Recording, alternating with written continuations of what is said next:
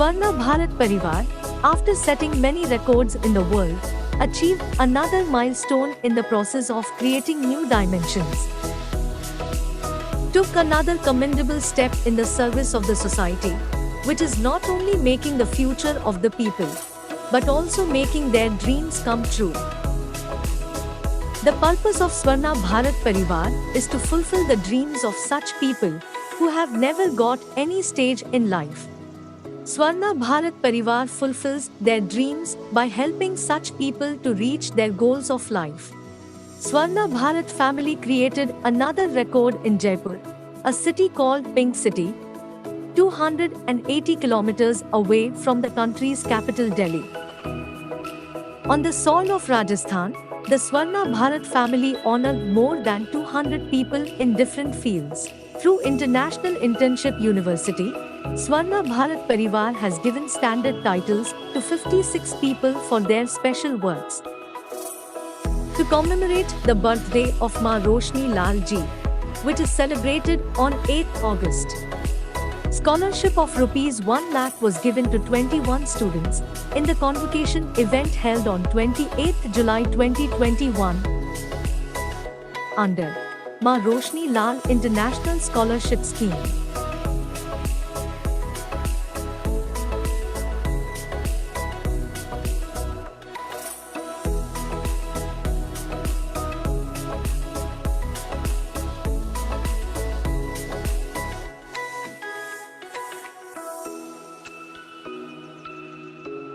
These scholarships plays a very crucial role in boosting the morale of students and fuels them up to learn more.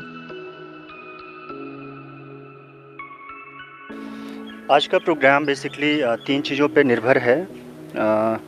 ज़रूरतमंदों को education कैसे दी जाए, education कैसे दिया जाए।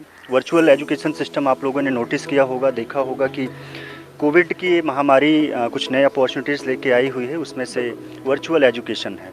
तो वर्चुअल एजुकेशन का कॉन्सेप्ट हम लोग लेकर आए हैं, इंटरनेशनल लेवल पर लेकर आए हैं और 195 कंट्रीज़ में रन कर रहे हैं। भारत देश का एक को फाउंडर है, जैसे कि आप लोग मुझसे मुखातिब हैं पहले से ही, कि पीयूष पंडित को फाउंडर की गिनती में आते हैं आपके आई यूनिवर्सिटी के। और ऐसे ही ऑस्ट्रेलिया के हमारे को फाउंडर्स हैं, वहाँ से काम कर रहे हैं। काम करते करते पता नहीं चल रहा है कि ये कितनी तेज़ी से विकसित हो रहा है। इसमें कोविड का कुछ लोगों का हाथ मानना है ऐसा, लेकिन मैं इस बात से इत्तेफाक नहीं रखता हूँ। कोविड होने के बाद भी वर्चुअल एजुकेशन सिस्टम बहुत ही अच्छे तरीके से चलेगा।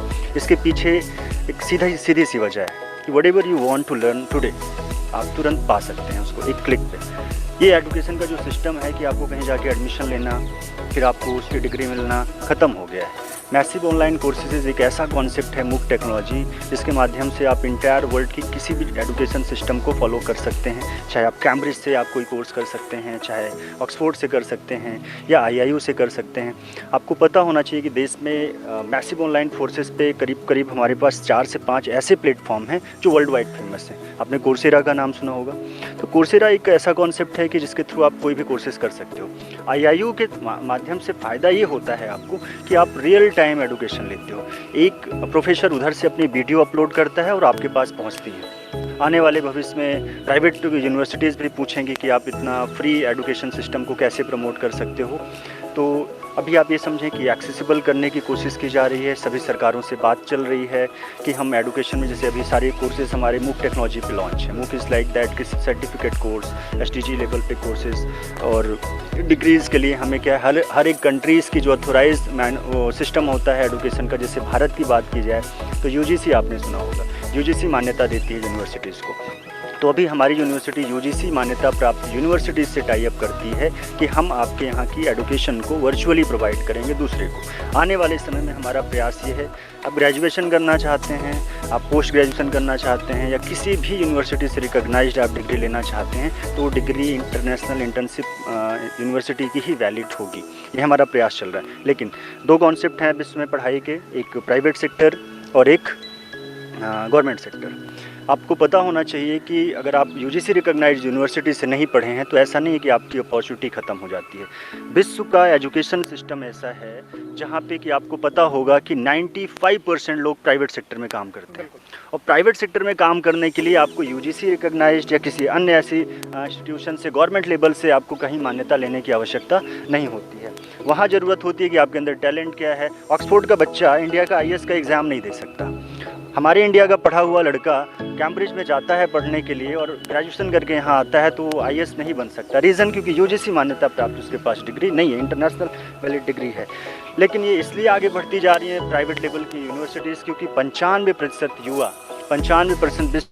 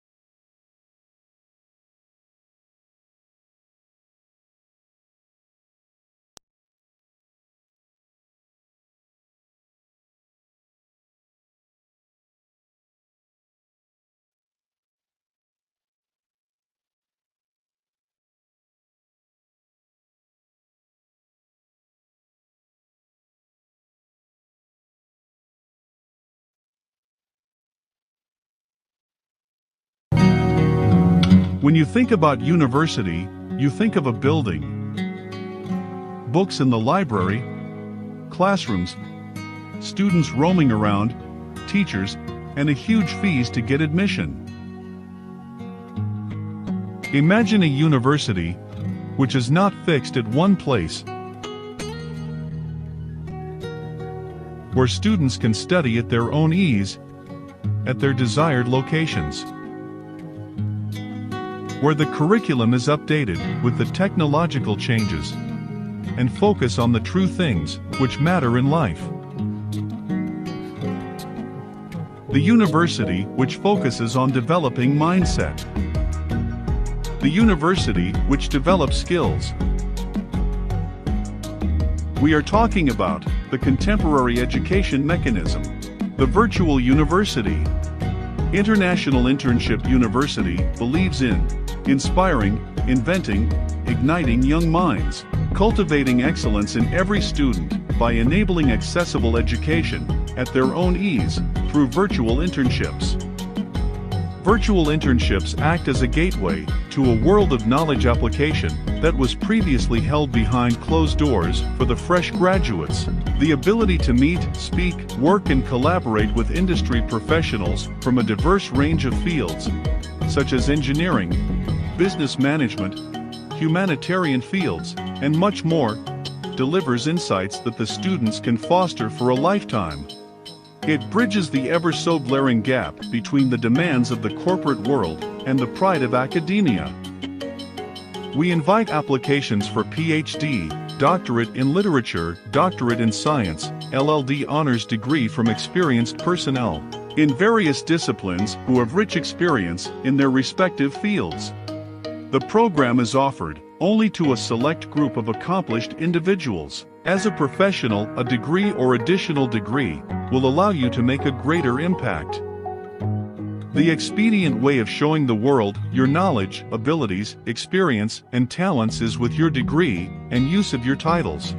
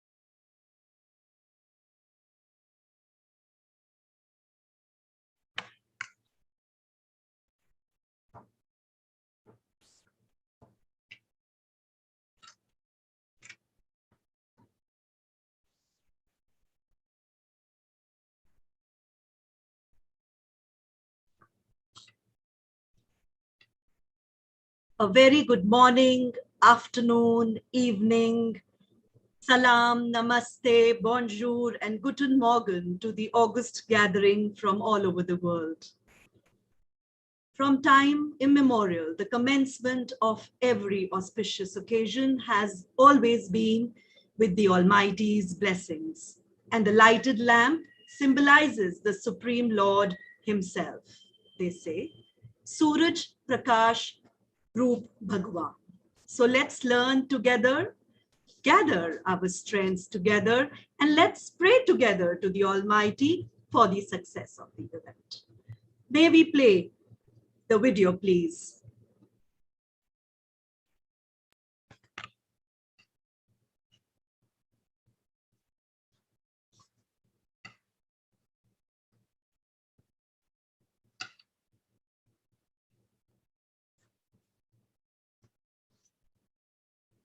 May we have the prayer song, please.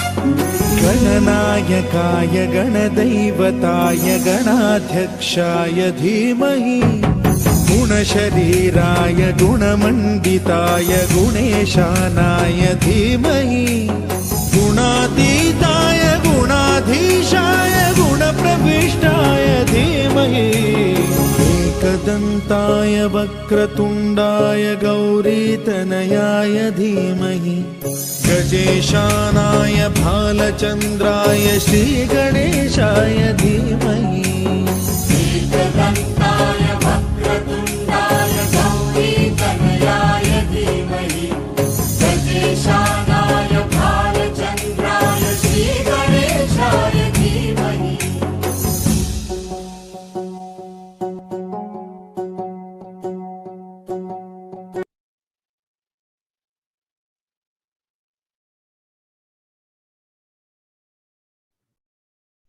What a pious start to the event.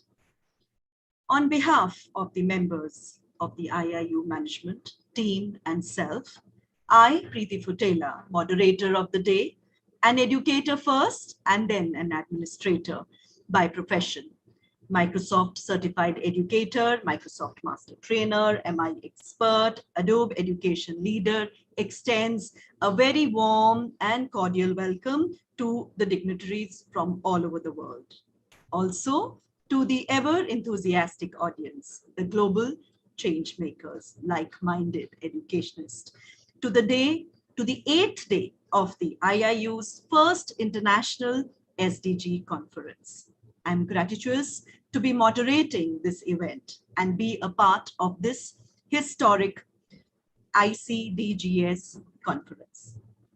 It is time to introduce and welcome our SDG committee members, trustee of IIU, and co-founders of IIU, who are working tirelessly day and night, fulfilling the vision and mission of IIU, the new era of education.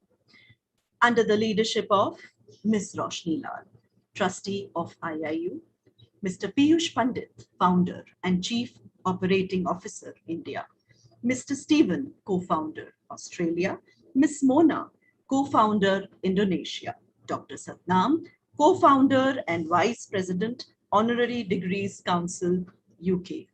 Now the SDG committee members, Dr. Kalyani Rao, SDG head of IIU International, Ms. Nada Ratkovic, Croatia, Dr. Pratibha Mishra, President, International Advisory Council of IIU India, Dr. Prachi Gaur, Country Director and President, Training and Development India, Snigdha Kadam, Director, Academic India, Rabia Bhatia, India.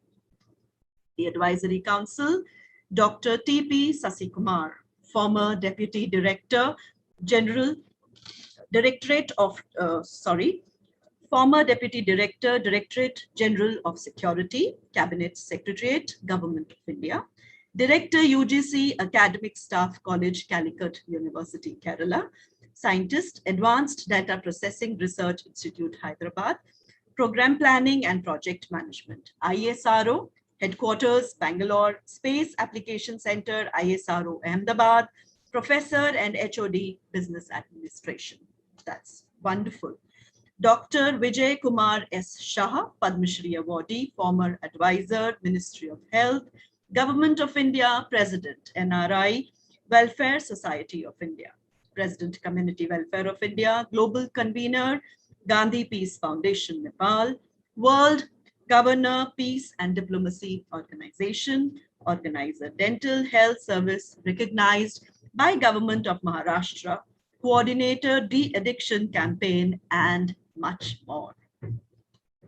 Also, in Advisory Council, Dr. Pratibha Mishra, President, International Advisory Council of IIU India, and Dr. Parin Somani, Independent Academic Scholar, UK. I once again welcome IIU management and team. Today, the 8th day of the conference is dedicated to SDG 7, affordable and clean energy. So before I invite the eminent speakers, I'm sure, dear attendees, you all must be curious to know more about the IIU. IIU, the International Internship University, is building a better and brighter future for all young learners and committed to provide better and virtual education to all the young learners of the globe. IIU is reconstructing the conventional education system by cutting down the additional costs and providing access to more than 10,000 courses and internships to their e-learners across 195 countries and 6 continents throughout the year, with over 150 offices around the world. May we have a big round of applause for IIU, dear all. Now, talking about the SDGs, I want to throw some light on them. Sustainable development is development that meets the needs of the present without compromising the ability of future generations to meet their own needs. Thus, IIU invited all the interested stakeholders, innovative SDG leaders, schools, colleges, universities, organizations, government, and non-government organizations for goal-wise deliverables. Today, we will be witnessing the plethora of ideas and knowledge delivered in different languages by experienced speakers, the change makers who will become a part of this historic conference showcasing the SDG goals aligned with the 5 pillars. By the end, I am very sure that we all will have many new competencies and tactics that we put into action right away. And I am happy to be a part of one such conference, which is a boon to our society, brought to us by the collaborative efforts of the co-founders of IIU and Mr. Piyush Pandit. Big round of applause, dear audience, for Mr. Piyush Pandit and the team. So without taking much more time, I would like to give introductions of our highly experienced speakers who will enlighten us with their inspiring words. But before that, my sincere request to all the speakers in the meeting to turn on their cameras for a smooth conduct of the program. The schedule of the program will be 4 speakers would be sharing their ideas one after the another. So first 4 on my list are, I'm just going to announce the name, Dr. Divya Basin, India. Ma'am, are you present in the meeting? Mr. Sumit M. Dargan. Very much here. Thank you. Ms. Padma Shiv Ram Rajguru, India. May I request you to please open up the camera so that I can see you. Mr. Jitesh Khanna, India. All right. So I don't see Dr. Divya Bhasin in the meeting. So I'm going to call out the first speaker as Mr. Sumit Dargan from India. Mr. Sumit is Masters in Commerce. He's the founding principal since May 2019. Mr. Sumit has been into teaching for the last 3 decades and has held various administrative positions for almost 20 years and has a vast experience in varied types of schools, boarding, day, Indian, international, established new co-educational and single gender, and 4 different curricula, IB, ISC, IGSC, and CBSC. He's a qualified Microsoft certified professional and also an assessor with the National Accreditation Board for Education and Training, NABIT, India. Welcome to the conference, sir. Over to you. Thank you so much. Thank you. Okay, so greetings to one and all for whatever time of the day or evening we are all at. And yeah, it's quite different when you have someone speaking before you, but suddenly when you're brought up to the fore, your sort of thought process changes, but please bear with me. The topic today that we have, I think, appeals to each one of us and cannot be more relevant in these times. Strangely, or the way it is designed, today is the 8th day, but we're looking at the 7th goal, and there is, I'm sure, a purpose or a method behind that. But when we look at the aspiration of having good, affordable, clean energy as a goal, it's obviously 3 key words that we take away out of this particular situation.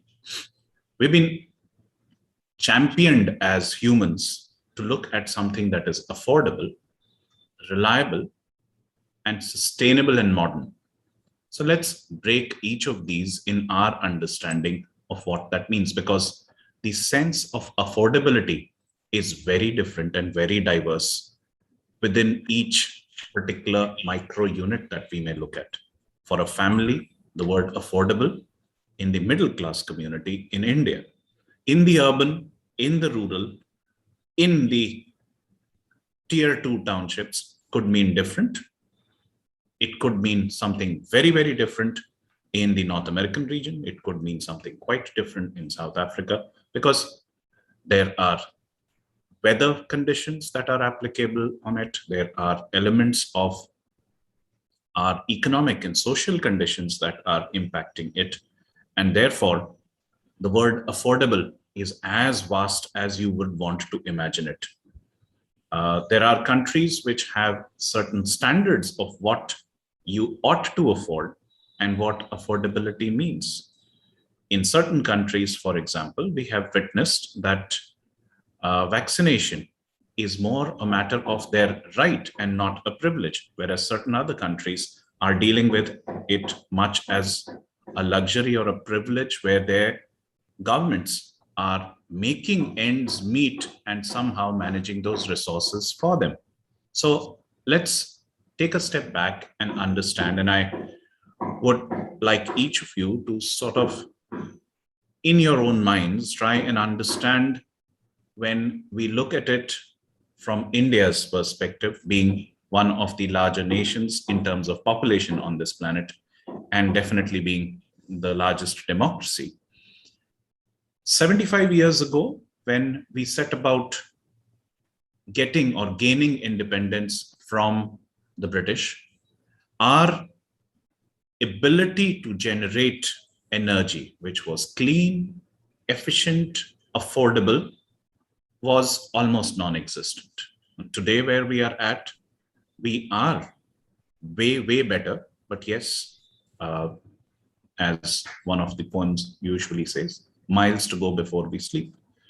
But something that probably in this segment of progress and development that countries have gone through, and not just India here,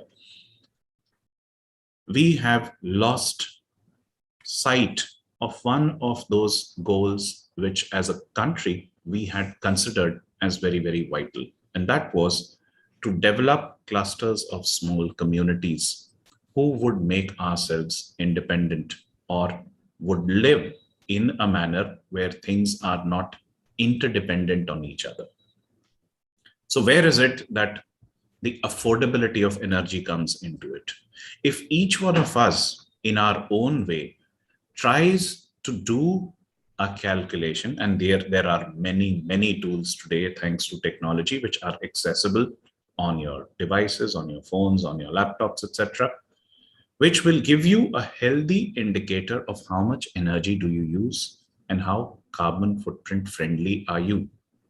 If each one of us took a conscious decision to start cutting that down by 5%, trust me, in the next 9 years, at a rate of 5%, we can bring this global average down by 45%, which is way beyond the expectation that the UN has set for all of us as a global humanity. And it is possible if we all put our minds to it, if we put our thoughts into action on each of these. And yes, there are multiple solutions that exist. Let's look at the aspect of modern energy here. What does the word modern energy draw into our perspective in this particular situation? Something which is sustainable. We started today's session with the auspicious blessings of Lord Ganesha. In our context, whether religion or otherwise, he is perceived to be the Vignaharta, someone who helps each of us to overcome the hurdles and obstacles that come in our lives, which are part of growing up and part of our lives in any case. But when we look at the overall situation globally, we are blessed to have an unlimited source of energy bestowed upon us 24/7, and that's the sun, the nearest star on our planetary system. The world still has a long way to go in tapping the energies of this particular resource, which is almost inexhaustible and is a blessing for each one of us. How we find better ways and means, I think is a matter which the two worlds that we live in, the world of haves and the world of have-nots, still need a constant dialogue and understanding to come to the same page about. What we do know is there are ample models available of unsustainable energy models and systems, which the Western world has unfortunately created for itself. The per capita consumption with which they have continued to use energy, clean or otherwise, has brought this planet into a catharsis of sorts. The expectation, therefore, cannot only be left on those who have the responsibility of now embracing energy, but also equally on the ones who have continued to use that energy and now need to tone it down a bit. Most of us are privileged, for example, to have air conditioning systems in our homes. And we think that is an absolute necessity. Yes, it is. But are there better technologies to make them work? Are there other solutions which exist which would cut down the energy consumption that we could get out of it? So that's something which continues with the help of science and technology and will continue to improve. But the hurdle is not the tech. The hurdle is making that technology accessible to the least common denominator of our society.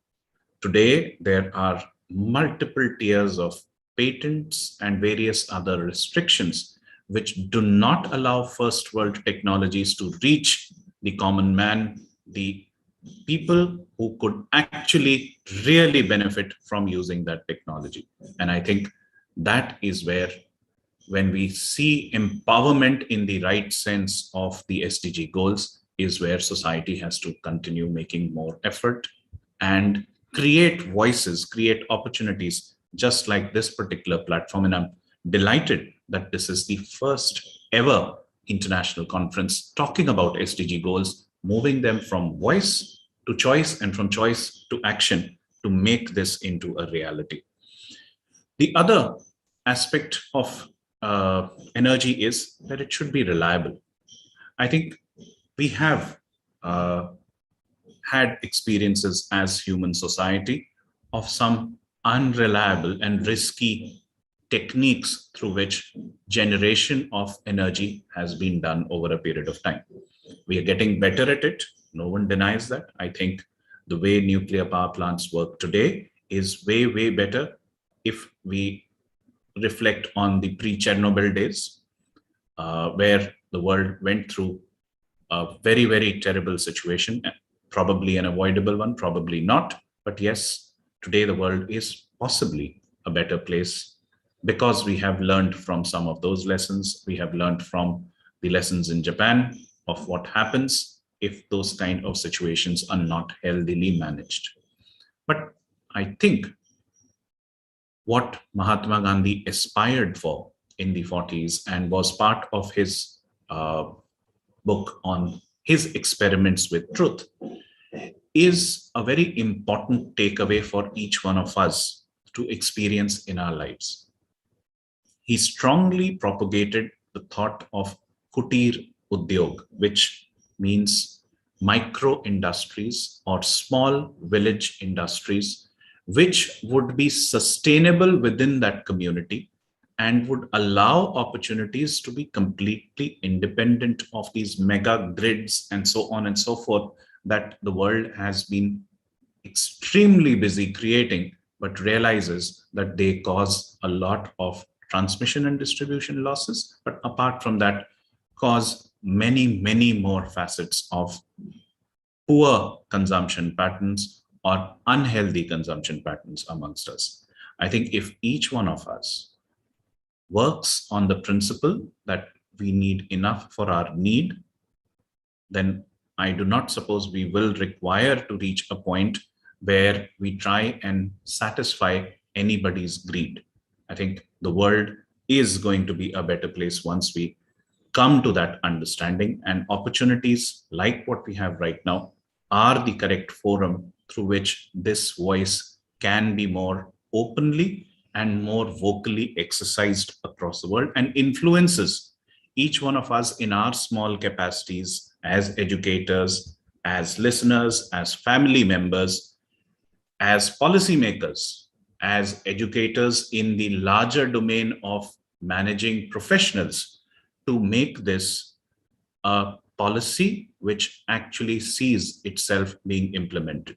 Simpler things, for example, uh, come in the domain of how we cook our meals. How much are we dependent on fossil fuels, and where are those alternatives of alternate fuels which we can make use of, whether they come from a solar source like solar cookers, whether they come from biogas, which itself is a wonderful source of energy if we want to use it in a properly directed manner. Each country, each community has solutions which need to be encouraged. There is no one size fits all. There is no one approach that works for the entire human society. And I think in that, as educators, most of us understand what differentiation means. When you approach that differentiated ability, you will find the solutions coming from people themselves. I think the challenge is now to get out there. Yes, there is this little hiatus because of the pandemic, but once we are past that and successfully past that, we find ourselves embracing better ways of living. The world has taken some very important lessons in this period when it has paused, and hopefully paused and reflected judiciously to make this into a happier place for all of us. So with that hope, I hand over the podium back, and thank you very much for hearing my thoughts. Thank you, sir. That was really, really wonderful. You have set the stone rolling. Our thinking gaps are on. What we think are luxuries for us, yes, these are necessities for some homes. There is a difference of have and have nots. What luxuries we are enjoying at our homes, and it is really sad that some people do not have that basic amenities of as simple as electricity at their homes. Thank you. Thank you. So next on my list is Ma'am Padmaji Shivram Rajguru from India. Ma'am Padmaji is MSc in Software Engineering, CEO of KP Industries, MGM College. Over to you, ma'am.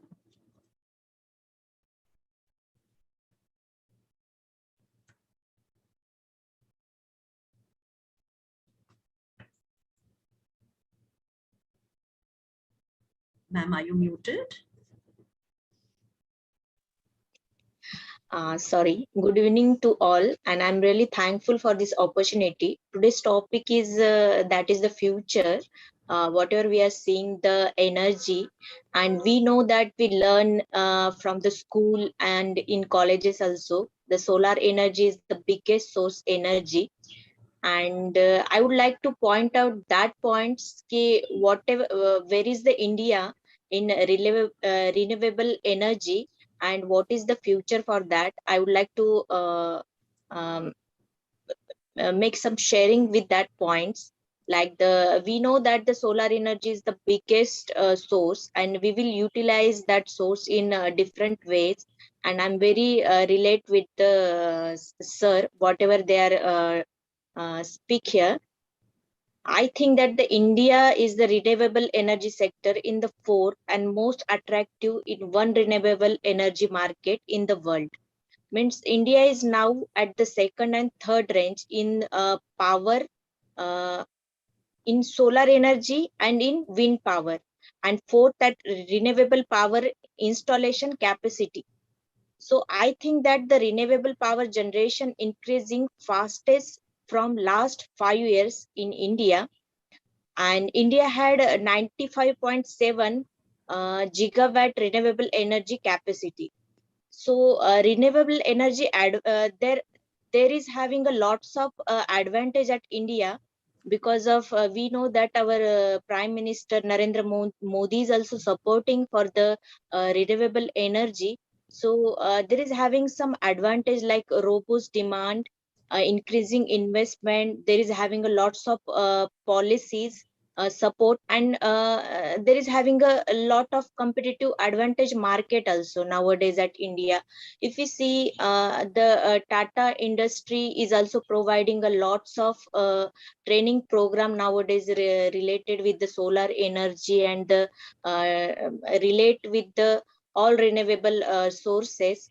If you see the robust demand, in June 2021, our Prime Minister Narendra Modi started the renewable energy capacity in India, increased by 250% in between 2014 and 2021.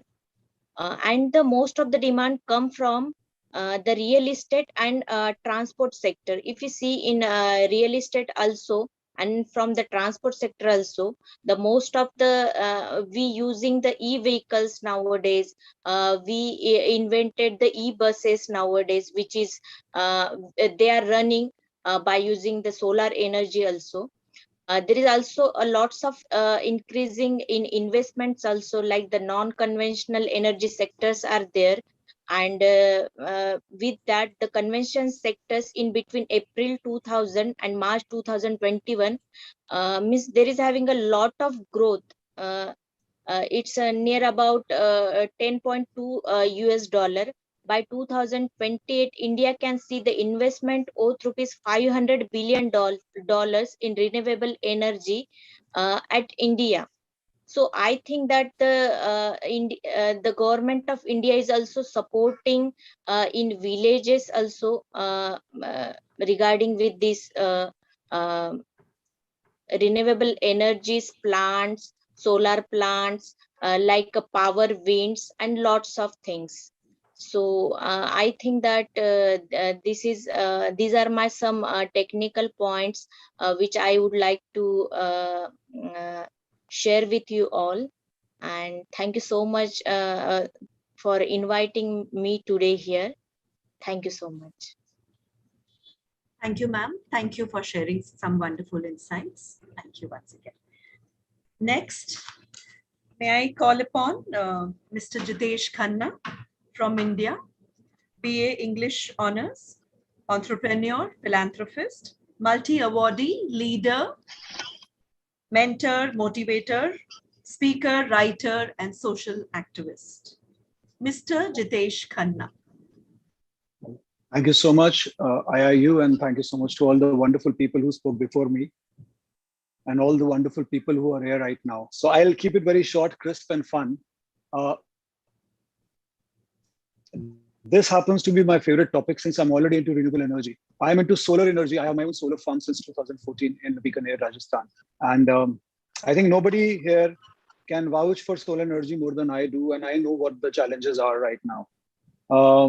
Very beautifully, Sumit discussed a lot of things about patents and how the technology has to reach to the common people. Man before me spoke about the that would into solar energy. But we have to be very honest here with each other right now. India is highly dependent on coal, and we are one of the most polluted countries in the world. In fact, in my city, Delhi, sometimes it's difficult for me to breathe in the day. In my own house, I have to wear a mask. There was a time, thanks to the pandemic, the carbon emissions have gone down, so things are better, bearable. But let's keep it very honest here. We are sitting on a gold mine of renewable energy, and we have lost the key to the lock. Why I say this is because currently, no matter how much the government is supporting the renewable energy sector, there has to be action. There has to be policies, robust policies which are extremely dynamic. Now, a few things that I'll share with you is that right now, majority of India work depends on coal. And if you see, most of our India lives in the rural area, and they use dung, and they use bioenergy, and they use all sorts of other things to produce energy. Now, I always tell people that the oil is gone, the era of industrialization is gone, the information age and the energy age is coming. So believe me, India can be a powerhouse in terms of clean and renewable energy. So when I say clean and renewable energy, I primarily talk about solar and wind energy. And both I talked wind corridors energy, but solar sun. So your efficiency is better. The solar cells produce more electricity more efficiently. But overall, you can put a solar panel anywhere in any part of India and produce electricity. We are also waiting for solar panels to become better and better and more efficient day by day.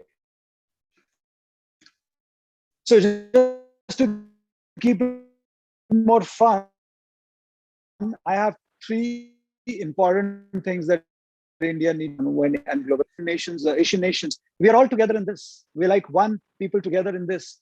I'm a man who doesn't believe in boundaries. I believe a boundaryless world. I believe we are one big tribe. So one part of the world learns it, the other part needs to learn it. Or one part makes a progress, the other part also follows. So the most important thing and the first and the foremost is that we need to build thousands of gigawatts of solar and wind power at an unprecedented rate. We need to really start working on it right here, right now, which is not happening. We are building solar plants, but it is not happening. We need to involve youth and smaller manufacturers, and smaller investors and entrepreneurs into solar. I think government should start solar parks where youngsters can come and invest in solar technology or solar farms and have reap benefits. So that will be a great way of people putting their money into solar power. The another and the most important thing is EV. So India is slowly transitioning towards EV. But if you see, if you want EV to grow, you need to have EV charging stations. In fact, smaller nations like say New Zealand has a better EV charging station set up now. They're working very hard on it than India, and then a lot of other nations.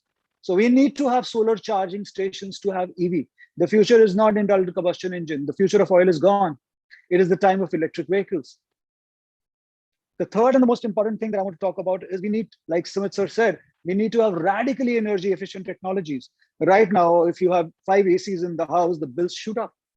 Right now, if you have certain appliances going on in the house, the bills shoot up. So we need to produce very efficient. And I feel very sad. India has the best engineers in the world. In fact, if you pick up any company from Apple to Google, they have majority of Indian engineers, software engineers, hardware engineers, all sorts of engineers. And we still do here in India. We are not doing inventions because the government has to have these policies where the brain train stops. We youngsters stay here and we should put more of our energy in R&D. So we need to produce energy efficient air conditioners. So if you understand right now, the rural areas, very few people have ACs. By 2050, almost the entire rural area will shift to the cities. And this would happen in most part of the world. People are already doing that. A lot of people are telling me that when you go to the villages, half the village is missing because everybody's in the city. They're trying to earn a living. Now they will want air conditioners, they will want electric vehicles, they would want cars. So the need for solar or the need for energy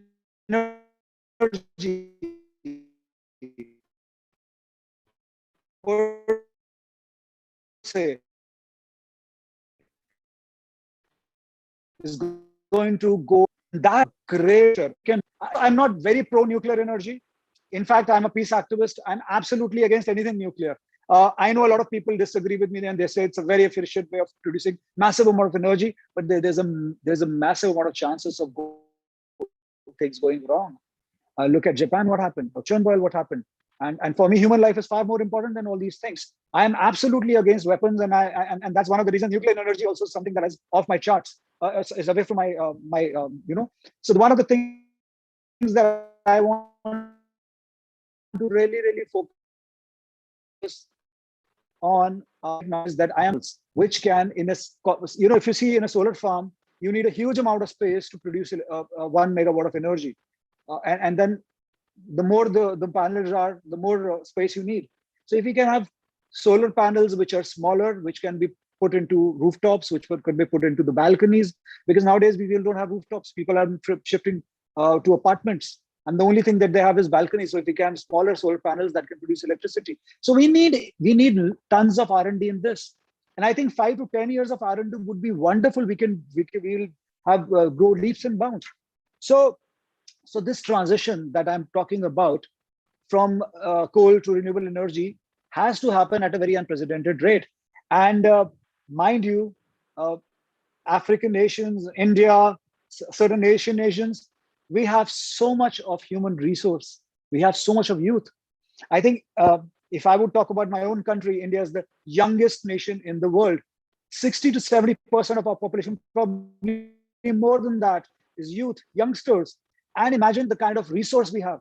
We need to just train them. These youngsters are looking for training into renewable energy. They are looking for new technologies. They're looking for funds for R&Ds.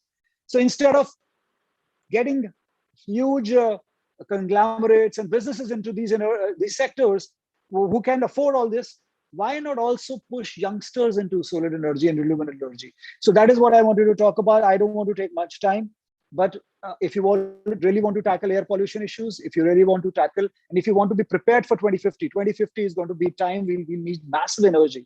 We'll have to start it at a very unprecedented rate. And India and the African nations and the Asian nation. And why I only talk about India, Africa, and Asia is because our time is now. Our time has come. We are at the cusp of this great revolution where human resource is going to produce massive amount of change in the world. And we have youngsters, and we have aspirate, youngsters who are highly educated or who really want education right now, who are hungry for growth and success.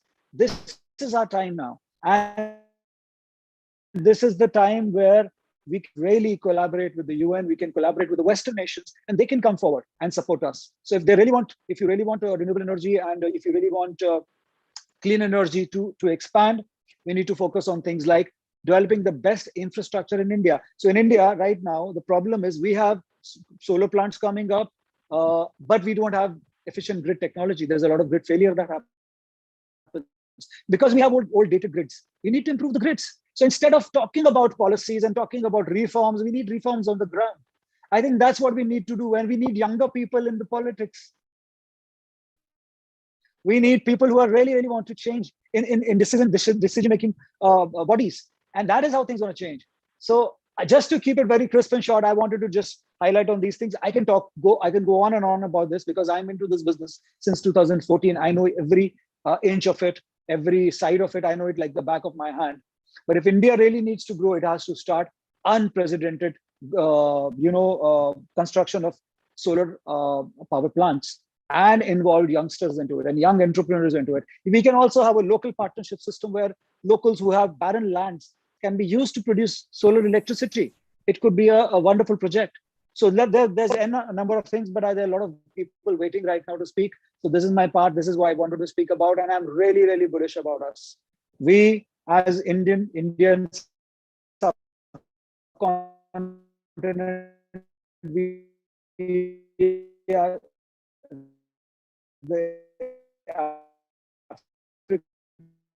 it is our time to the world, how working we are, and how much into the best place to start energy. Thank you so much.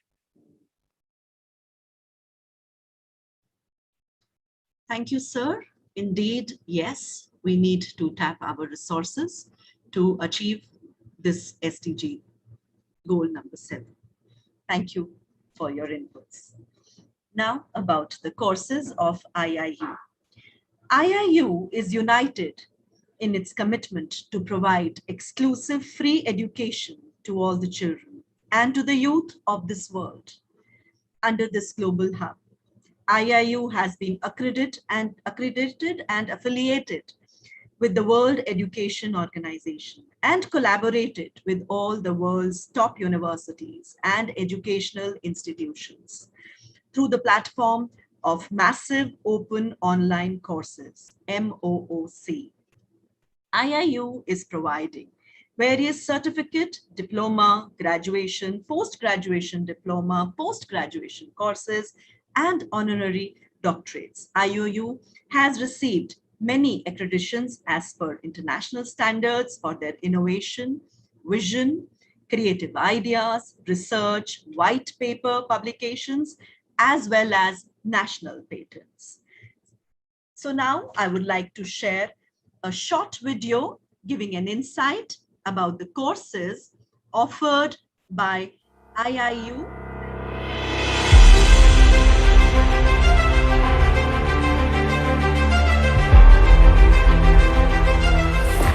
What is education? Books, Classes? Teachers? Schools? No. Education is not that. It's beyond this. Education is a term that we have grown up listening to since we were kids. Right from the beginning of childhood till this very moment, we have been surrounded by education and its need and importance. A luxury for the rich. A necessity for the bread earner. A dream for the underprivileged. An aspiration for the suppressed. A distant reality for the inaccessible. The primary objective of education is to impart knowledge. Education also has its fair share in building the thinking capacity of people's minds. Hence, education supplies people with knowledge and facts and also encourages them to integrate that acquired knowledge into practical and professional lives via necessary training. Education, thus, also plays a primary role in supporting the economic, social and cultural sector of a country. It's a way to change the future today. The current education system can make people easy to lead, but difficult to drive, is either all academic, all physical, all virtual or all costly. Also, it makes easy to govern, but impossible to enslave. We cannot win over the future by sabotaging our present with extreme disparity. IIU takes great pride in saying that we're bridging the gaps in education system. We're not just academicians, but also practically oriented. We're not just limited to virtual classes, but also physical exposure.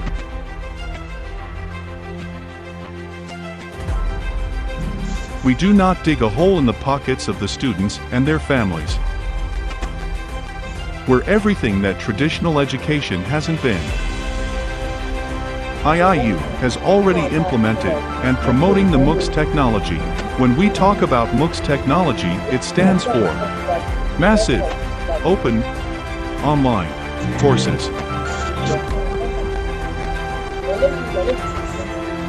The word massive is to be understood in the sense that 100,000 learners or more at the same time have open and equal opportunities to attend these courses. MOOCs are truly a tremendous technological leap, and what makes them so attractive is that they don't imply any cost to learners. IIU has tied up with more than 100 universities to provide more than 10,000 courses to the students, free of cost, with the help of MOOCs technology. We're a revolution in the making, a wind of change. Education is much more charming and intriguing than the temptations of distractions unnecessary. Our education policymakers must look into the problem to make a better system, which is more practical, and provides hands-on learning to the students. Who are we? The International Internship University is a virtual university with state-of-the-art curriculum, real-life industry exposure, amazing student attention, learning-oriented resources, and most of all, a commitment to make the world a better place. Why do we exist? We exist to fulfill the necessity of the bread earner. We exist to help underprivileged achieve their dreams. We exist to fuel aspirations and accessibility. We exist to provide everyone the luxury of being capable of changing the world.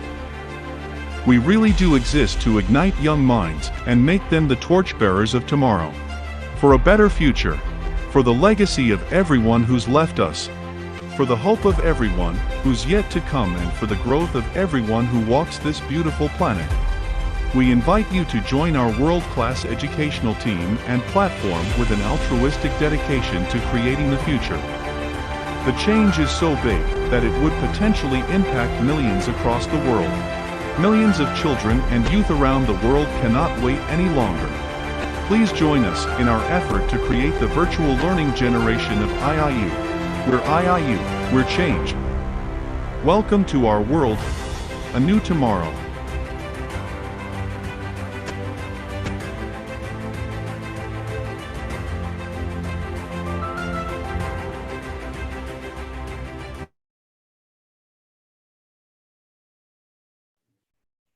Thank you so much. The next speakers, may I request all of you to open up your cameras. I'll call out the names. It is Miss Nguyen from Vietnam, Mr. Picus Edim from Ghana, Mr. Edwin from Ghana, and Mohammed Mohideen from Bangladesh. May I request all of you to mute your mics?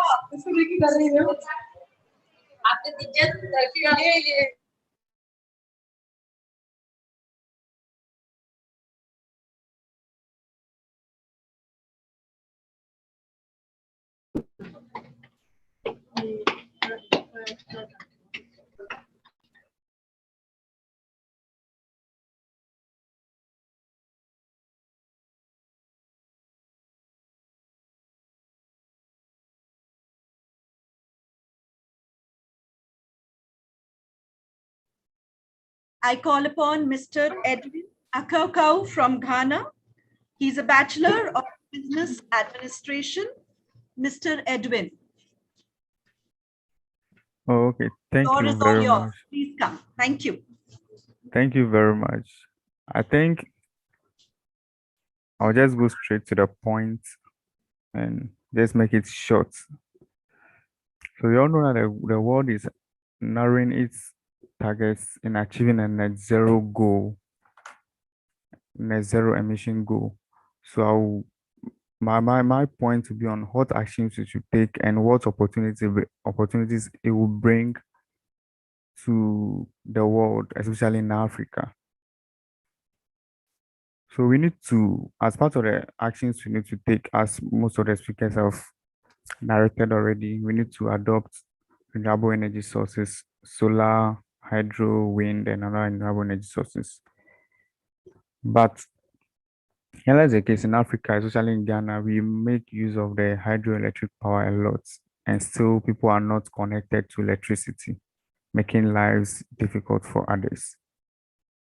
So we need much investment into renewable energy, other renewable energy sources, solar and wind, to be able to connect these communities. And how do we invest into it? We need to encourage the study of renewable energy in our universities and other institutions. Students are really ready to study about renewable energy and its implementation. And also, we need to advise other professional firms who are consultancy firms to provide renewable energy advisory services to these international firms to be able to invite them into our continent for these works to be done. By this, we are able to connect these communities to electricity to make their lives better for them. It is not enough to make the policies and just leave them hanging. We need to take action because our planet is on a time bomb. We all know the consequences of these emissions on the global climate. So we need to adopt renewable energy sources in our daily lives. And by these ways, as I've mentioned, we'll be able to achieve this net zero goal for a better and green planet. And I think this will be my submission for this conference. Thank you very much.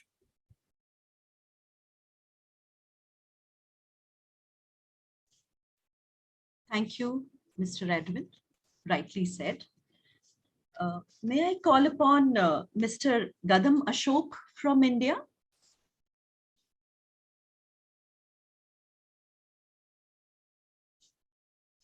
Mr. Gadam Ashok, if you are at the meeting, please. Mr. Osiya Dabo, Ghana. Mr. Osi from Ghana.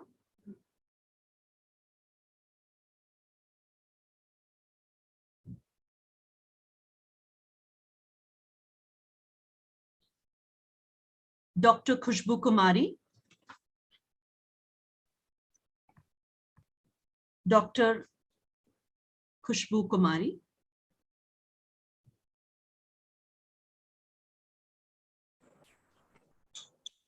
All right. So I take privilege in calling Miss Daisy M. Galgana from Philippines. Hello, ma'am. Hello, ma'am. She is a licensed professional teacher, speaker, host, trainer, senior high school teacher, Department of Education, Philippines. Ma'am Nguyen, I'll just call upon you after Miss Daisy, please. Miss Nguyen from Vietnam.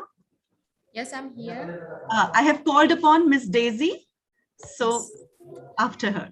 Yeah, thank you so much. Okay. Yeah. Thank you so much. I will not see you in- Thank you. Okay, so good evening, everyone from the Philippines. Okay, I'm so happy to be here. Allow me to thank the co-founder and COO of IIU. Okay, so we have Dr. P. Pandit for this great opportunity, that is given to me. So I'm very honored. It's really such an honor to be here tonight with you guys. Okay, so the Sustainable Development Goal number 7 is really something very significant to everybody. This is ensuring affordable and clean energy worldwide. So because as we all know, energy produces large amount of greenhouse gases, which largely contribute to climate change and air pollution, while also having harmful impacts on people's health, and well-being. Therefore, by transitioning to clean energy, electricity will be produced with fewer negative health and environmental impacts. So today, some poor countries, they are getting more access.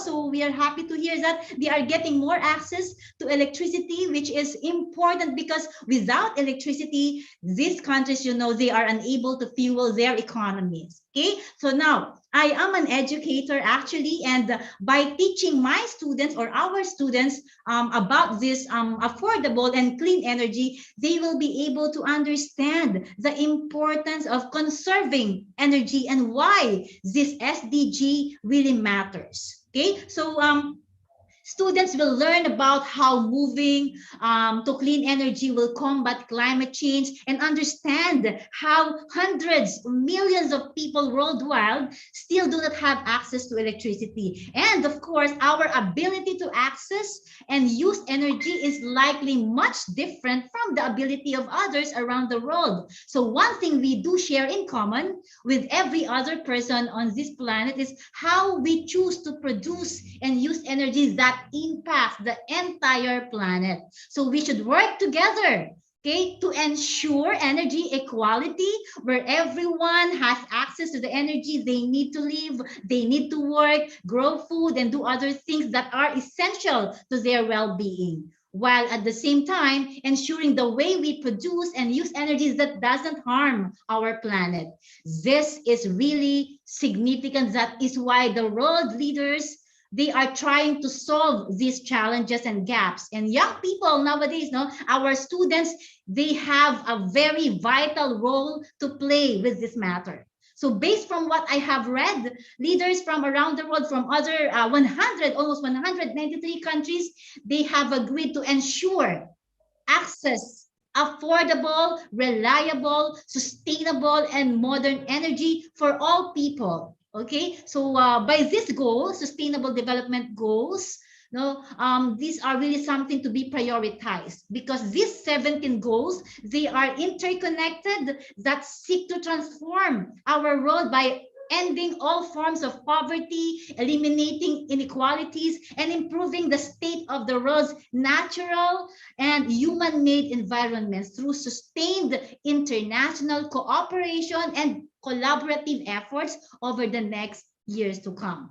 So by learning about taking action and teaching others about the need for affordable and clean energy around the world, our students, they play really a valuable leadership role in helping to accomplish this goal number 7, as well as the other sustainable development goals. Still, as we can see, children nowadays, we don't want them to study when it's dark. It enables also different crops and foods really this is something very important to them. No, modern fuels for cooking and heating relieve women from time-consuming drudgery and danger for traveling long distance to gather woods. That will no longer be. Okay, so development over the past decades has had significant impact on increasing global energy access. Okay, so this is really something that we should look behind. But some parts of the world still they lag behind. 3 billion people rely on wood, on coal, or on charcoal, animal waste for cooking. So using these types of fuels, sometimes heating increases indoor air pollution, which is very harmful to our health. Therefore, we are really responsible for a lot of people were killed because of this pollution. So sustainable energy, we should have this sustainable energy for all. Energy is the dominant contributor to climate change, accounting to global greenhouse emissions. So the effects of this really gas emissions are shared by all around the globe according to the global goals. Now, in reducing the carbon intensity of energy is a key objective in long-term climate goals. Developing and making available sources of low carbon and renewable energies to more people will help reduce carbon emissions and their harmful effect on our planet. And of course, providing energy more people around the world. Okay, so women who are primary users and managers of energy in many household chores globally, no, they are more likely to conserve energy than men. That is according to my readings. No, so sustainable energy for all. Okay, so I am very happy that I was given this sustainable goals number 7 to ensure access. We all have to take our own actions. Thank you very much. Very rightly said, ma'am. Yes, be the change you want to see. Exactly. Yes. Thank you. Thank you so much. Now, I call upon Miss Nguyen Thi from Vietnam. Yes, I'm here. Yeah. Yeah. She's a Bachelor of Arts, a researcher, teacher of English faculty of postgraduates at Vietnam National University. Welcome, ma'am. Yes, thank you so much for bringing this chance to me. Excuse me, Madam, can you give me chance to share my screen? Yes, please. You can share your screen. We'll just see. Okay.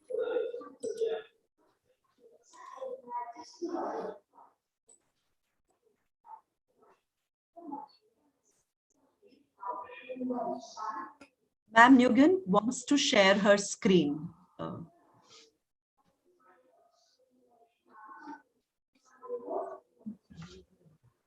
Are you able to do so, ma'am? Yes, I want to share my screen with my PowerPoint. Can you share the screen? Try doing that. Yeah, let me try. Oh, Yeah. not that I can.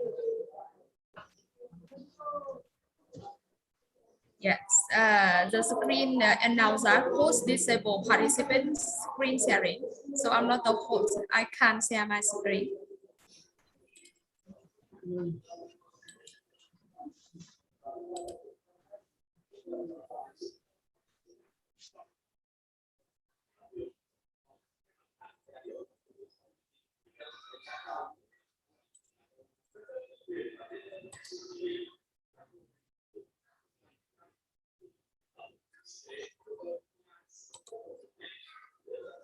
I can still share my screen now.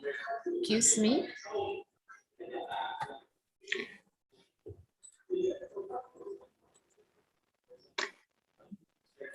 Pratibha, could you help her? I'm not a co-host and I can't give her permission. Yes. Yeah. Yes. I can share now. Thank you. Yes, can you see my screen now? Yes, we can see your screen. Yes, we can. Yes, thank you so much for having me share screen. My share, I say that my share is not a presentation about the goal 7 among the 17 sustainable development goal. Today we focus on the goal 7, affordable and clean energy. So in my talk, I would like to focus on three main things. The first one is what are the affordable and clean energies, and why do we need to focus on affordable and clean energy? And the third one is to answer the question, how can we solve the problem? Let's start first with the question, what are the clean energy?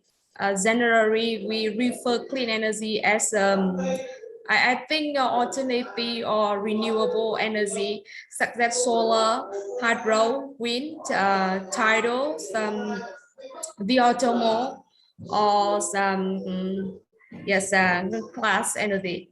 To move to the second point here is answer to question, why do we need to focus on the clean energy?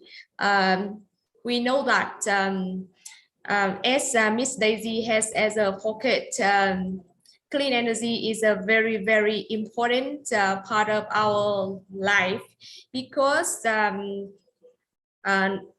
mostly every day's activity we need energy like electricity and something like that to elevate any our activities. So we need to ensure access to affordable and reliable and sustainable and modern energy for all people. However, the status of using energy in the world are somehow concerned, because we can see the figures on my screen that now they are 9 out of 10 people worldwide have access to electricity. It means that not all people, it means that 10% of people around the world cannot get access to electricity.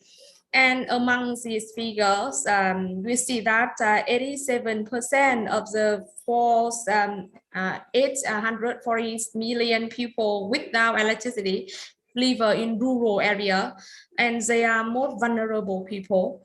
And another figure show that on average of 2.3% of people in the world use less energy was needed to create this. Yes, and moreover, 3 billion in the world lack access to clean cooking fuel. So we need to find a way to help them to find clean energy. And we know that all the kind of clean energy, and I have ever mentioned as available. I mean that is available, and we don't need to buy it like solar energy, hydro energy, and some other ones. And however, we see that most of our energy consumption come from some non-renewable energies that are coal, oil, natural gas, or nuclear small amount. Mostly are from the non-renewable energy, and we know that the way we exploit coal, oil, natural gas is polluted to the environment seriously. So we need to find a way to move to other renewable energy that is focused on with very small, very small amount. Yes. So how can we solve this problem? Now we move to some solution and plan. The first one, I think most of us here knows of 5 targets by 2020 that is set by the many actors. The first one is by 2030. We need to ensure the universal access to affordable, reliable, and modern energy services. The second target is by 2030, we need to increase substantially the share of renewable energy in the global energy mix. And the third one is by 2030, we need to double the global rate of improvement in energy efficiency. And the fourth one is By 2030, we need to enhance international cooperation to facilitate access to clean energy research and technology. And finally, the fifth one is by 2030, we need to expand the infrastructure and upgrade technology for supplying modern and sustainable energy services, especially in developing countries, in rural area or island area. And I think my country, Vietnam, a developing country, is included in this program. Yes. And besides that, we need to create a renewable energy plan, and many researchers and authorities have made a general plan for global. The first one is that solar energy could account for 5% of global demand by next year, 2020, and up to 9% by 2030. And then by the year 2050, our energy needs can be met by 95 renewable energy. Yes, it is we can say that it is a big leap. Yes, if we can do that. And in Africa could run on 100% renewable energy by 2050, because we know that Africa is a land with plenty of solar. Yes, and also, over the last 40 years, the price of solar photovoltaic panel has a decline 90%. That is a foundation to develop and expand more uses of the solar energy. And energy creates 3 times more jobs than fossil fuel. It's a very important reason in employment. To appease the worker and employer to investigate more in this area. And therefore, the investment in renewable energy has a surpassed fossil fuel investment. I think that is a good news. That is a good news for us to hear. And we also see that in the world, many countries have invested in renewable energy, and they are Germany, the UK, Sweden, Spain, Italy, Brazil, Japan, Turkey, Australia, and the USA stands most 9 countries that use renewable energy use. Yes, and although I don't focus on this part today, however, as a role of a teacher, I think one plan that should be created and designed for our next generation is the way we educate our students, our children, and the people around us, like Miss Daisy has mentioned before, to help them make aware of the need to make sure affordable and clean energy. And before ending my talk today, I would like to send you a quote that we need to join hands and to make our earth sustainable together. Yeah, thank you for your listening. I'm very happy to join you. Yeah, to hear from many of us today. Thank you so much. Thank you, ma'am. Beautiful message. Let's join hands, build a sustainable earth together. Definitely. Wonderful message sent across. Thank you so much. Thank you very much. We all have that one teacher in our life with whom it feels that all will be well. Whatever he or she says is engraved on stones for us, and unknowingly that one teacher makes a difference in our life. That one teacher or one personality is that personality who introduces new changes and leads the new generation of leaders. IIU will be soon starting teacher accreditation courses, and you all, dear educators, can avail the opportunity to become a global recognized teacher. Thus, all the great teachers present here today can represent their country on an international level. Global teachers will get 1-year training from IIU. The global teacher recognition not only leads to personality development, training of the teachers for international level skills development, and sound knowledge of the technology used around the globe, but will also lead to viable earnings through all these developments. Other than this, I would like to share one more thing with all of you today. That is Dr. Sarvapalli Radhakrishnan National Teacher Award 2021. Swarna Bharat Parivar is organizing a ceremony to honor teachers, principals, and persons associated with educational institutions, social concerns at the national level, proposed as a virtual summit in New Delhi on September 5 and 6 on National Teachers' Day. Eminent educationists, social personalities of the country will participate in the function. If any one of you are eligible teachers, principals, and educational institutions, social workers for the above awards in the eyes of any of the great person, then please do send the following information. Information for the registration will be soon shared in the chat box. I just want to add to this that a great teacher will always make a great nation. Now, moving forward, I would like to share a glimpse of accreditation by IIU. Can we have the video, please? Thank you.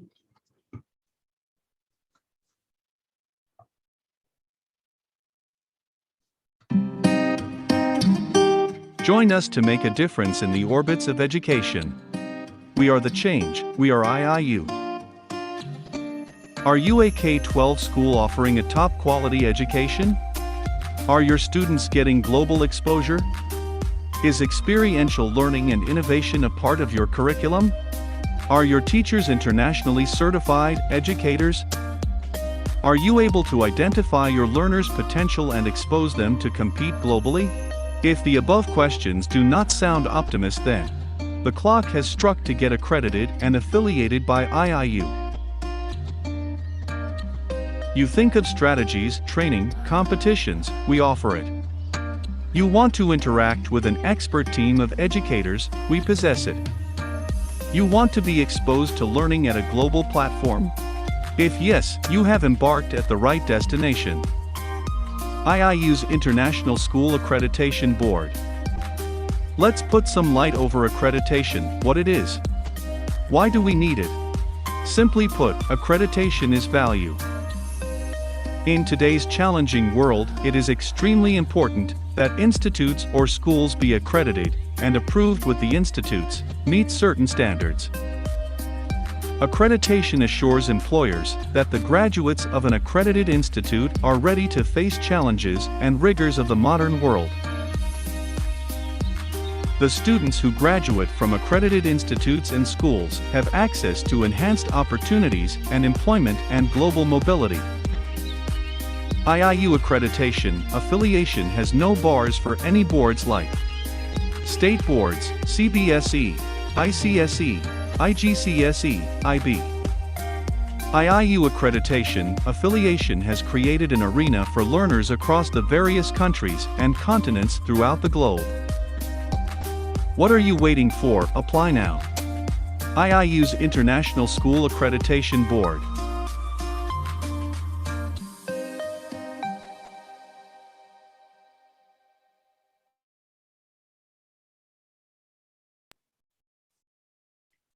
Thank you. I call upon the next set of speakers. First on my list is Dr. Khushbu Kumari. Dr. Khushbu Kumari from India is MA. She is a government teacher from Miss Janipur, Shahakund, Bhagalpur, Bihar. Dr. Khushbu Kumari, floor is all yours.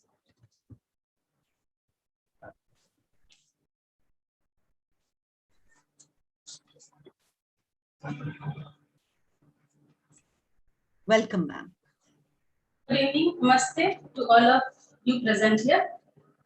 I'm Khushbu Kumari, and first of all, I want to thank SBP, for giving me a precious chance to speak about one of the major concerns regarding energy resources. As it is known that the growing requirements of electrical energy are increasing rapidly, for which we are losing our non-renewable source of energy. Of course, using electrical energy for activities of daily living is better than the uses of natural environment, degrading elements like threatening nuclear reactions, coal, natural gas, and several fossil fuels, including gasoline.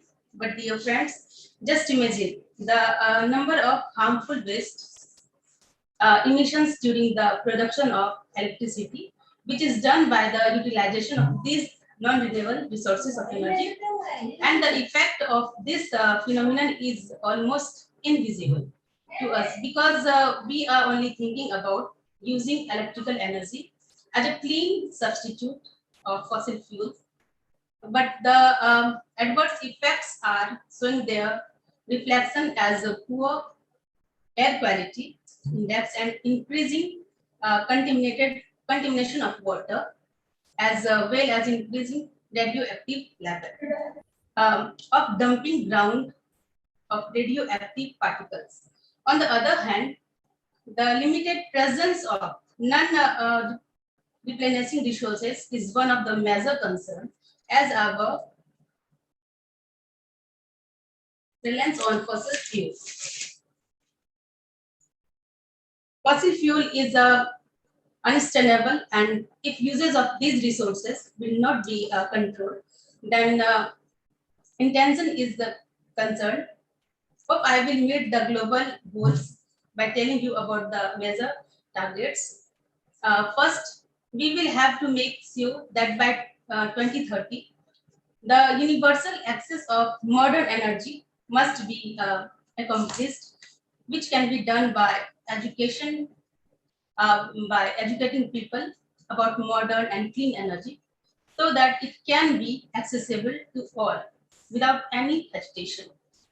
By 2030, the share of renewable resources in the global energy mix must be increased, as it was only 10% in 2018. Third, increasing efficiency by reducing the uses of energy and upgrading the old equipment with the new one. Fourth is promoting access to research, technology, and investment in the infrastructure of clean energy. Thanks a lot. Thank you.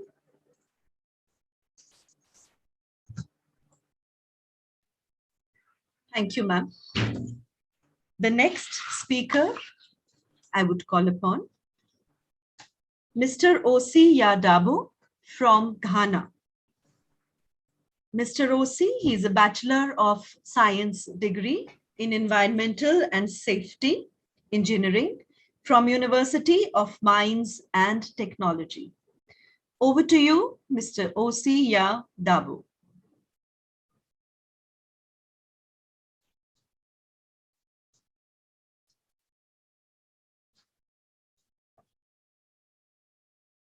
Mr. Osi.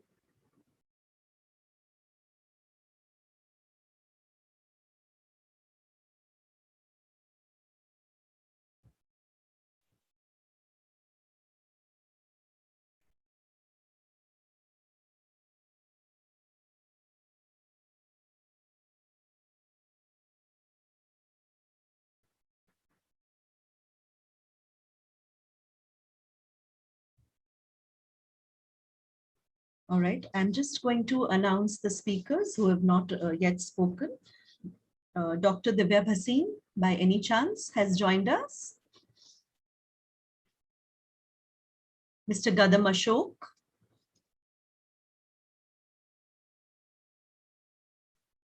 Mr. Muhammad.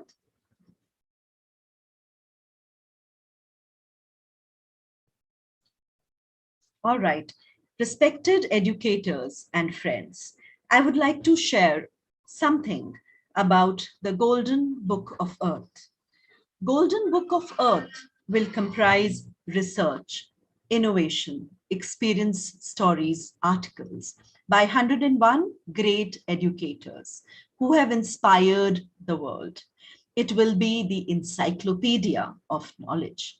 In these tough times of pandemic, educators all over the globe are putting in their best to provide education to every learner despite various hurdles. It is the first golden book on the earth describing the expressions of the educators, which will make the history.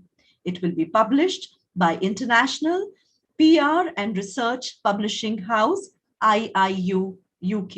It is a great opportunity for each one in the sector of education, be it the educator, principals, teachers, edu leaders, to express yourself. Be the change that you wish to see in the world by sending your nomination. Just grab the opportunity and be one of the 101 great educators who have been able to inspire the world. Last date of submission being 20th September 2021. The decision of the reviewing committee will be final and irrevocable. There is always that one person who has the vision, the thought, the idea behind a successful venture and organization. The person who is behind the success of IIU. It is our beloved co-founder of IIU, Mr. Piyush Pandit. Any words would be less for him. Thus, sharing a short video to give all of us an insight to the life of this visionary man. So, before moving over to the video, please.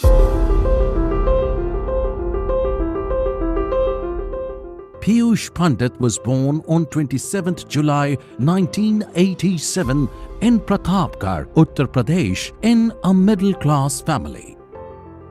Piyush Pandit is that name who is recognized by his multiple work genres: an international social activist, award-winning social worker, serial entrepreneur, and founder of SBP Global. He has determined his destiny by having trust in him and Almighty God. Piyush Pandit is a diligent and passionate social worker committed to serve the humanity.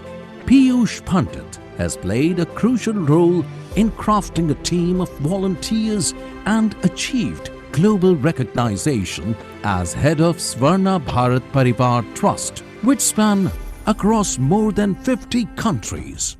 He granted several live interviews and press conferences on rural development, access to justice, and the right to equality.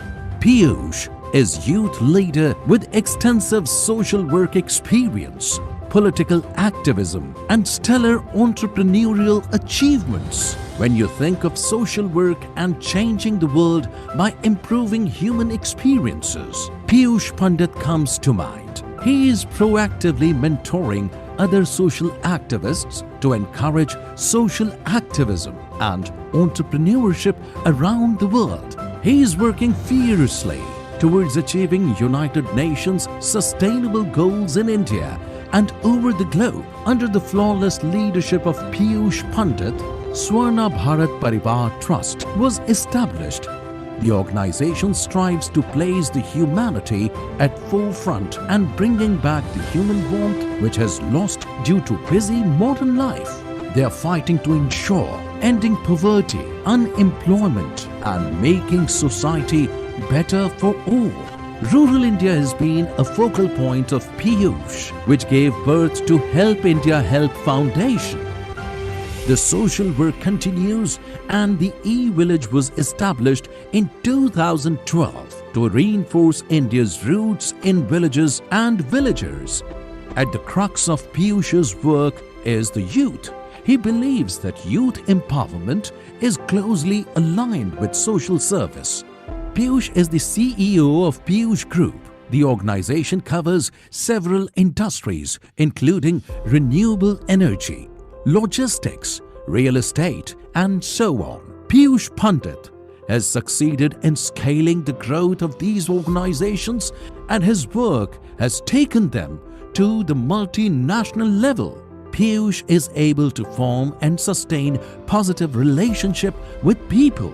He has received a plethora of awards and recognitions in 2018 with India's Great Leader Award, India Star Book of Records in 2019, GTF World Summit Bangkok 2019, Volunteer Hero, Awadh Samman Samaroh, Blood Donation Award, Environmental Sentinel Award, Yuva Gaurav Samman, and Literature Confluence Award. Piyush Pandit believes in the philosophy of growing together. His slogan is, "Let's grow together and create tomorrow's entrepreneur." He has the vision to create a society that is based on freedom, equality, solidarity, diversity, and fairness.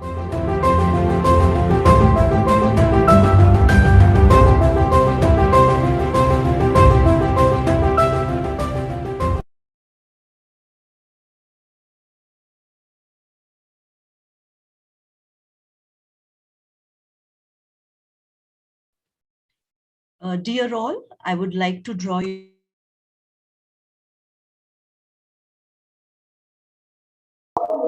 Excuse me, unmute your mic. Yes, unmute your mic, please. You are mute. I'm sorry. Thank you for telling. This is to draw your attention to the chat box. These participants, are they present in the meeting, the speakers? Please come up. It's your turn. Mr. Gadam Ashok, Dr. Divya Bhasin, Mr. Pikus, and Mr. OC.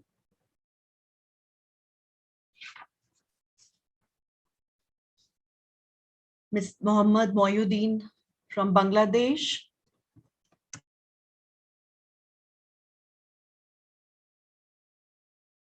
You are muted, ma'am.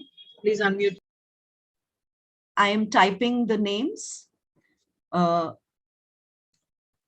If you are in the meeting, please come up.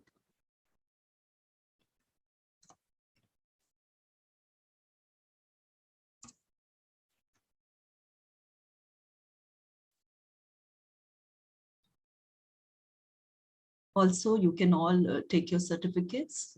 You can please give your attendance in the link given.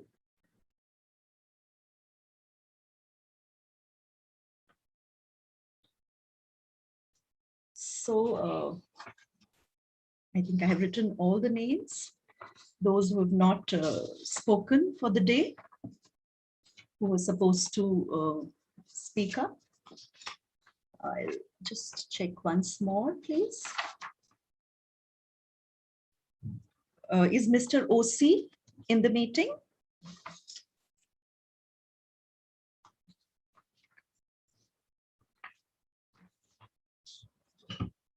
Miss Preeti, you can proceed. Yes, ma'am. Okay, thank you.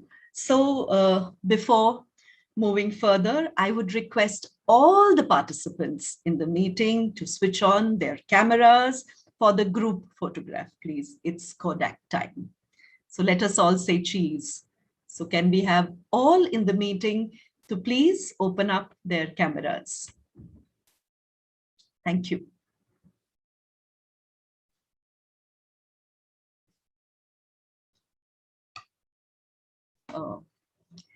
Can we have the somehow wherein everybody can be seen together on the screen, such like view? Okay. Okay. Gallery view. All right. Yes. That's wonderful. May I request the IT team to please click the picture?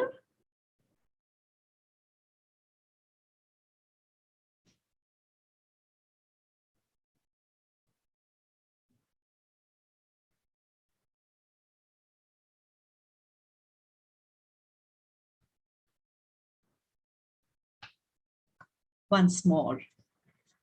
Those who have not yet opened the camera, please open up the cameras so that everybody can be seen together.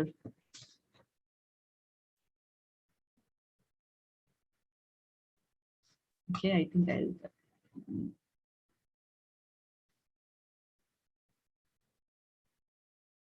Done, ma'am. Thank you so much. Thank you. So it's time to conclude this wonderful conference. And indeed, we have witnessed some new ideas, techniques, ventures about the 7th SDG. Thank you all, dear speakers, for the wonderful insights. What a blessed day it is today to have you all amidst us. I would like to call upon Dr. Parnami. Is Dr. Parnami in the meeting? Dr. Pareen. She's Dr. Pareen. Okay, I'm sorry. Dr. Pari, is she in the meeting, please?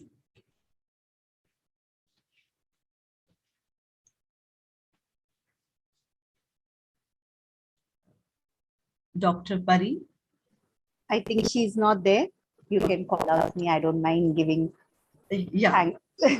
So I call upon our ma'am, Pratibha Mishra ma'am, to give the vote of thanks. Floor is all yours, ma'am. Thank you. Thank you. Thank you so much, Miss Preeti. And thanks to lovely viewers. And I appreciate each and everyone for taking out such a precious time from your valuable, busy schedule. I can say, I'm not saying that you all were free, so you are attending the conference. This conference is meant for everyone. And we all have witnessed one of our friends from Vietnam. She has really done a good job by doing a research. She has given a data which is very much important for all of us to know. And very best message she has given to all of us, and that will be a great message for the young generation. So this is what the motive of IIU, this is what the motive of this conference, why we all have gathered here. This because we want to bring a change. As one of our eminent speakers, she said very nicely that if you want to be a change, be a change. So that is how. So if really you want to bring something in your universe, you have to contribute either in a form of your time, in a form of your resources, because you are the person who will bring this kind of change. And I'm really very, I can say we are glad to have our founder, Mr. Piyush Pandit, whose vision is so clear, what we are not even thinking about, and he has seen that vision, long lasting vision, what we can say. And that is how he thought of organizing such kind of conference, which will be a great message for each and everyone. And I feel we all should contribute. We all should join our hands together, and we all should. And I really appreciate Mr. Charles, since day one, I've seen very religiously, he is the only participant I've seen very religiously. He joins sharp on time, and he is the last to leave. That shows his dedication, and these things needs a dedication. So I really appreciate, it's a big round of applause to Ms. Charles. And there are many participants I have seen. They are attending all the, all days conferences, which shows that they are keen to learn. They want to bring a change in the society. And every day there is a learning from so many eminent speakers. There are so many takeaways. And I feel Mr. Charles is a big example for it, because in the chat box he wrote that we are enjoying, we are learning, and we are using that in Nigeria. That shows the person who is really interested will take some or the other thing, because we always share our experiences, we share our ideas, which helps to bring a change in the universe. And I really appreciate all my co-founders. I appreciate all my team members for joining hands together to bring a change. And thank you so much, dear Preeti, for moderating lovely session. And I appreciate your efforts too. And I appreciate all my team members of the IT department. They have done a fab job without any flaws. They have shown the lovely videos, which is a message giving videos. It is not a just video, it is a full of messages, full of knowledge, and full of hard work and dedication, which we all should take it from it. And if I feel we all must have done it.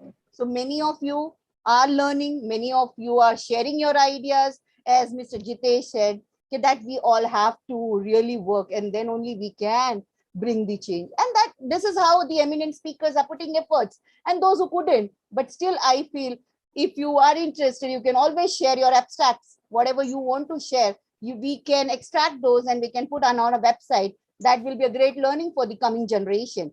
Thank you so much. And please be humble, be polite. Sustainable development goal talks all about. So just keep contributing to the society. Whatever Thank you're you. getting from the society, give more than what you have. So Thank you thank very you so much. much once again for lovely viewers, audience, my team members, and each and everyone, those who all are present here. Because of you, we could make this event successful. Thank you so much, each and everyone. Namaste from India. Thank you very much. Thanks. That's a good one. Thank you so much. Yeah, Miss Preeti, we can wind up now.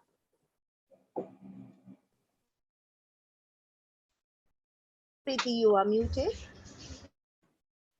Thank you, ma'am. You've said it all. So it was a great session indeed. Lovely insights we've got. Yes, we have to be the change makers. We have to see the change. We have to be the change that we want to see. Thank you. Thank you all. So See you Thank tomorrow again with Thank you. new Thank you very SDG, much. new goal It's a great to achieve. program. Thank you very much. Thank you. Thanks. Thank you. Thanks. Thank you. Bye. Thank you, Yeah, everyone. thank you. Thank you. Thank you. Thank you. God bless you.